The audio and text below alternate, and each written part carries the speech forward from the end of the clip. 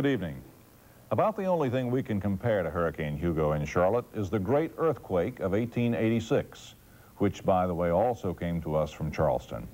Buildings in Charlotte were damaged by that earthquake, and most of what we know about it comes from oral history, grandparents telling their grandchildren about the great earthquake. Well, our children's grandchildren will also hear about Hurricane Hugo like that. In family stories about the tree that hit Granddad's roof, they'll be told stories about the storm. But thanks to this special, they'll also have another record, and that's why we at WSOC-TV wanted to do this. Our community memory of the storm will be composed of many things. It's something we'll never forget. And so we present the Hugo Video Scrapbook. There are but a few occasions in our life that make an indelible impression, and fewer still that make it into words in a history book. The tempest arose and wearied me so that I knew not where to turn. My old wounds opened up, and for 9 days I was as lost without hope of life. Eyes never beheld the sea so high, angry and covered by foam, seething like a pot on a hot fire. Never did the sky look more terrible. For one whole day and night it blazed like a furnace. All this time, the water never ceased to fall from the sky. I don't say it rained, because it was like another deluge. The people were so worn out that they longed for death to end their dreadful suffering. Those words were penned almost 500 years ago by none other than Christopher Columbus as his fleet was being battered off the coast of Dominica.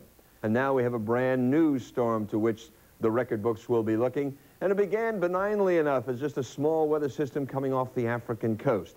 But as it got just to the south of the Cape Verde Islands, it then increased a little bit in strength and was named a tropical depression. But it was not until the next day, as it continued to move toward the west and increasing in strength all the time, that the winds got high enough so the National Hurricane Center determined it was a tropical storm and time to be named, the name Hugo. Continuing on that westerly course over the open Atlantic Ocean waters, it continued to get stronger. And by the next day, now was at 75 miles per hour, a full hurricane. But it was to be days yet before it made its meanderings across the ocean, and then on September the 18th assaulted the British and American Virgin Islands, the islands of Guadeloupe and Montserrat, and eventually Puerto Rico. Now, as it did, the mountains of Puerto Rico helped to weaken the storm, and it began to change its path and move just a little bit farther to the north. We along the eastern seaboard breathed a collective sigh of relief. Maybe this storm would go harmlessly now out to sea, but not was the case. There now, as the storm began another westward and northwestward trek and took aim directly on the Carolina coastline.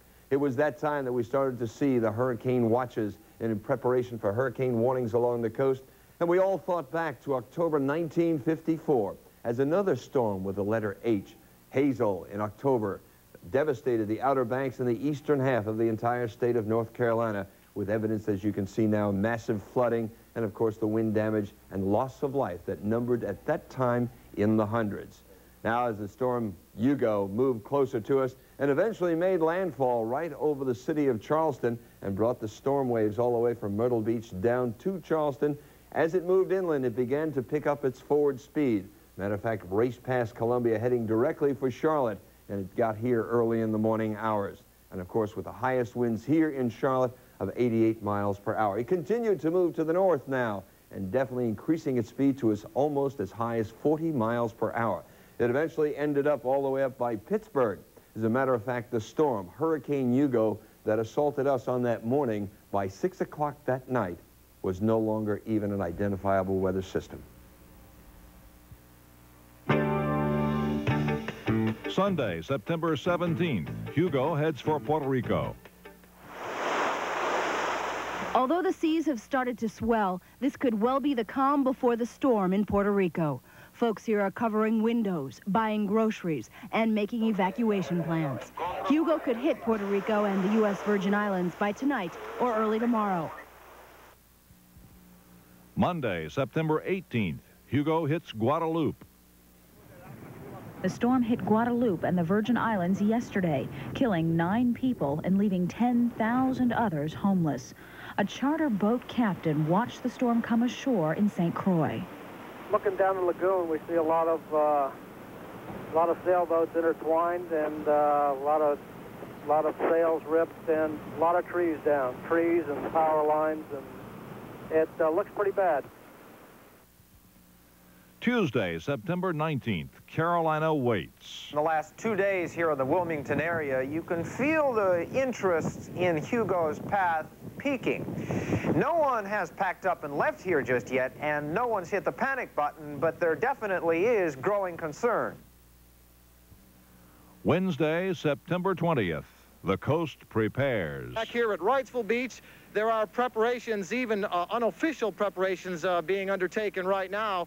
Again, the National Weather Service or the hurricane forecasters have not officially said anything about where Hugo may be coming, but up here they are anticipating a possible landfall along this part of the coast. They are taking small boats, pleasure boats out of the water along the intercoastal waterway. A lot of the motels, which would typically be filled up during the week. This is a nice time of the year to be down here vacationing. A lot of vacancy signs as folks are pulling out, heading inland because of the possibility of heavy weather. People from Florida to Virginia are getting ready for Hugo because no one knows exactly where the hurricane will strike. In Charleston, the Navy sent ships at the naval base out to sea. They are safer riding out the storm there. Meanwhile, houses and public buildings are being boarded up in downtown Charleston with big sheets of plywood. The grocery stores jammed on a Wednesday night. Hurricane shoppers wiped shelves clean of batteries, bread, and bottled water. Many shoppers had to search long and hard to find what they wanted. Finding candles. Finding candles. Okay. Snacks, canned goods, charcoal, lighter, candles. Things like that. Camping out. Yeah, it's going to be exciting, huh? Masking tape also is in short supply. Nearly every window in town has been taped up. Charleston is ready. I thought sure we was going to drown last Wednesday night. Really, when the water started coming up to my chest, and I started screaming, hollering, praying.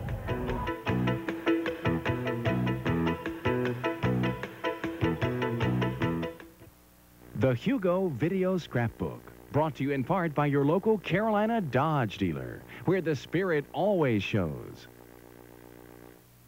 Your Dodge dealer announces the biggest ever sale on trucks, because we've got big cash on more truck models in stock than ever before. Get the biggest cash back ever, $2,000 on our most popular half-ton pickup. Save up to $4,100 when you add package savings, or get an unprecedented $1,500 cash back on Dakota. Plus, big cash on Dodge Club Cabs, new for $90. Get a ton of money on tons of trucks now. See your local Carolina Dodge dealer today for the biggest ever sale on trucks.